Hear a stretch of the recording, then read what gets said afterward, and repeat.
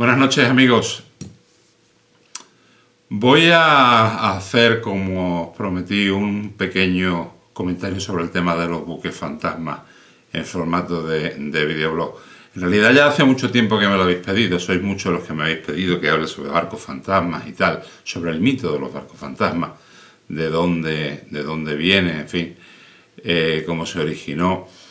Y bueno, a eso vamos esta noche. Advierto que algunas de las cuestiones que voy a relatar aquí, de las historias que voy a relatar aquí esta noche, ya las he contado en Cuarto Milenio. Así que disculpad los que ya los conocéis por haberlas oído en el programa de televisión, y los otros, pues bueno, así tenéis noticia sobre estas historias. Esta primera historia que os voy a contar me la refirió a mí en el puente de mando de un barco en el cual yo navegaba, el primer oficial del barco. Era un compañero, era mucho mayor que yo, había vivido una larguísima carrera marinera, estaba a punto de ascender a capitán, y me contó la siguiente historia. En los años, debió de ser al final de los años 60, a principios de los años 70, estaba navegando en un pequeño carguero por el Atlántico Norte.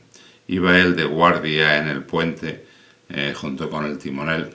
En aquella época no había piloto automático. En los barcos pequeños, en los mercantes pequeños, iba un timonel haciendo timón a mano. Y él era muy joven, él debía tener 21, tal vez 22 años. Era una noche con el mar bastante en calma y con luna llena, por lo cual había mucha visibilidad. En un momento dado le avisó el timonel, él estaba en el cuarto de derrota, marcando el cuarto de derrota, es el lugar donde están las cartas náuticas, donde se trazan los rumbos y se sitúa el barco, etc. Entonces el timonel le llamó y le dijo que veía una sombra en el mar, por la banda de estribor del barco, por la amura de estribor concretamente. Este señor, que como os digo era un pilotín muy joven, cogió los prismáticos y estuvo mirando a esa sombra que permitía la luna llena, el resplandor de la luna llena, que se viera. Y vio que era un gran barco mercante, lo que se llamaba un tres islas, aquellos barcos mercantes de los que estuvieron en servicio hasta los años, bien entrados los años 60, que tenían una superestructura central muy grande. Vio que era un tres islas, un gran mercante, con todas las luces apagadas estaba parado, no tenía propulsión, no se veían las máquinas. Rápidamente se fue al alerón del puente de mando y encendió un foco, un reflector, y alumbró al barco, y lo que vio le dejó atónito. Era un barco muy viejo, un barco que estaba completamente lleno de óxido. Casi ya no se le distinguía la pintura, con toda la jarcia de los puntales, de las grúas de carga, para que me entendáis, descolgadas, los cables colgando rotos. No había ni rastro de los botes salvavidas. En fin, un barco muy viejo y en muy malas condiciones, pero que todavía estaba a flote. Lo estuvo alumbrando con el reflector y de repente apareció en escena el capitán del barco donde navegaba este amigo.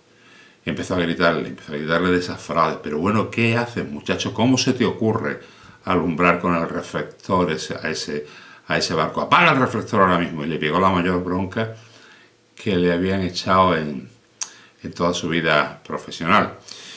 El capitán se marchó del puente, no sin antes advertirle que jamás en la vida volviera a alumbrar a un barco que se encontrara a la deriva en la mar, con síntomas o con signos de abandono. El jovencísimo oficial pues quedó perplejo por la reacción del capitán, y jamás se atrevió a hablar con él de ese tema. Este señor era una persona además muy interesado por los temas de misterio y por los fenómenos paranormales, y sospechó, por lo que me contó, que el capitán pensaba que aquel barco era un barco fantasma y que era mejor no acercarse a él, ni alumbrarlo, ni molestarlo, en lo más mínimo, ¿no?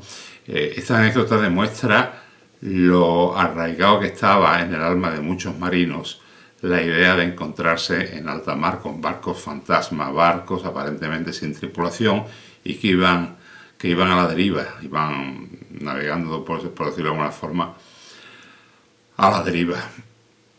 El origen del mito de los barcos fantasmas tiene una base real que se remonta a la antigüedad.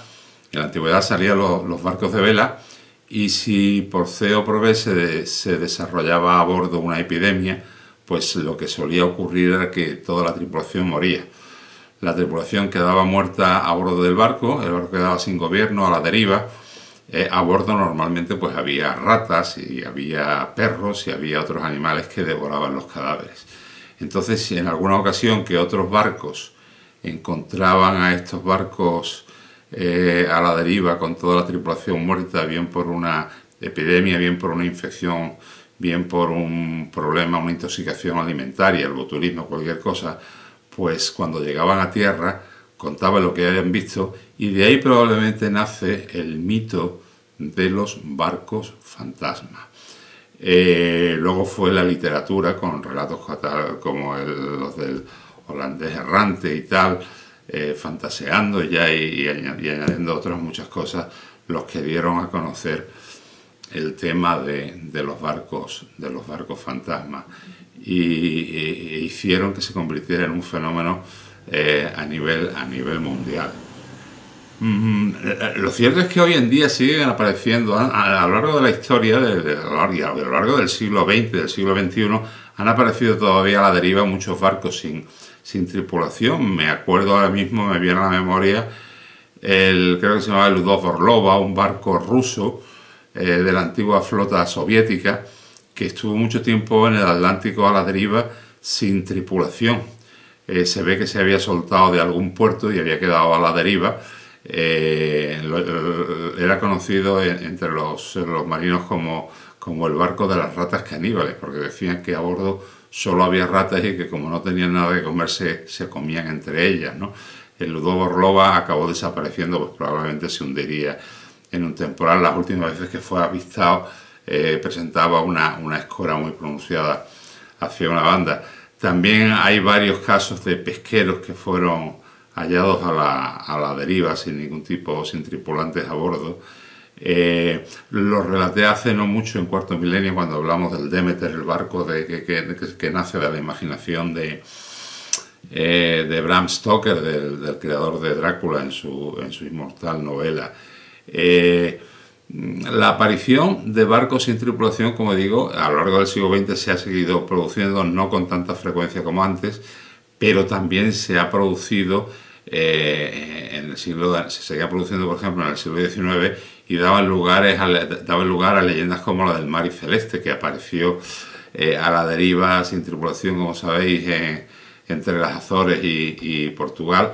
Y bueno, Sir Arthur Conan Doyle, fue el creador de Sherlock Holmes, escribió un relato acerca del barco que decía que se había encontrado la comida todavía caliente, etcétera, que era, lo cual era mentira. Probablemente en el caso del Mari Celeste lo que había sucedido es que se vaciaron 2 de los barriles del cargamento de alcohol crudo que llevaba y abandonaron el barco por miedo a que se produjera una explosión o un incendio, y un temporal los debió separar del barco y la tripulación pues desapareció.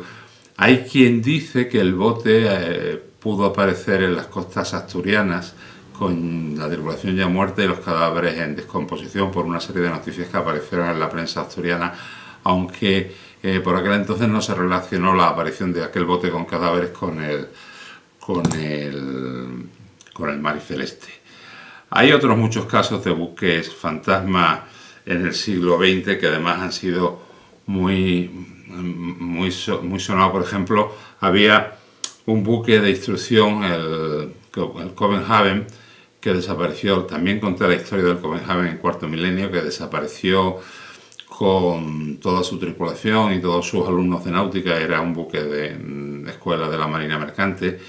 Y muchos años después apareció un bote salvavidas en las costas de África con varios esqueletos que se creía que pertenecían a la tripulación del Copenhagen. El Copenhagen fue visto en varias ocasiones después de haber desaparecido, ¿verdad? Y como estos hay muchos, podríamos estar hablando horas de casos parecidos.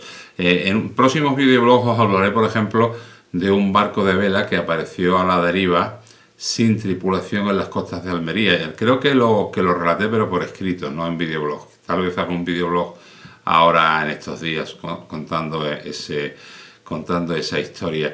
Muchas veces la tripulación abandonaba el barco porque se producía un motín o porque se habían quedado sin alimentos o porque había peligro de cualquier tipo y preferían abandonar el barco antes de quedarse a bordo los tripulantes. Y todas estas apariciones lo que hacían era perpetuar el mito de los barcos fantasmas que tan arraigado estaba en el corazón y en el ánimo de los marinos, ¿no? De ahí la reacción aquella que tuvo el capitán del mercante en el cual navegaba este amigo mío.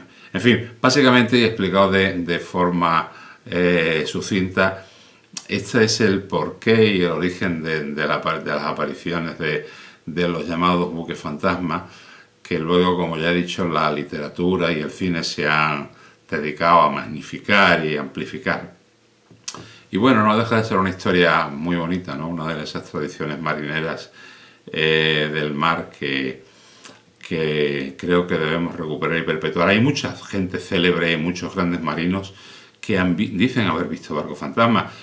Uno de los casos más conocidos es el de Arturo Pérez Reverte, que además tiene escrito un artículo precioso de cómo pudo ver en el estrecho de Gibraltar un barco fantasma, un velero. Él lo vio desde tierra, un velero que él consideró que era un barco fantasma. Si podéis encontrar ese relato, os aconsejo que lo leáis porque está lleno de sabor de marinero y está lleno de misterio. Y nada más por hoy, no quiero cansaros, no quiero hacer un vídeo excesivamente largo. Esto es básicamente el génesis de los barcos fantasmas y el por qué causan tanta impresión en el ánimo de los marinos. Volveremos con otro videoblog en breve. Abrazos marineros a todos, amigos.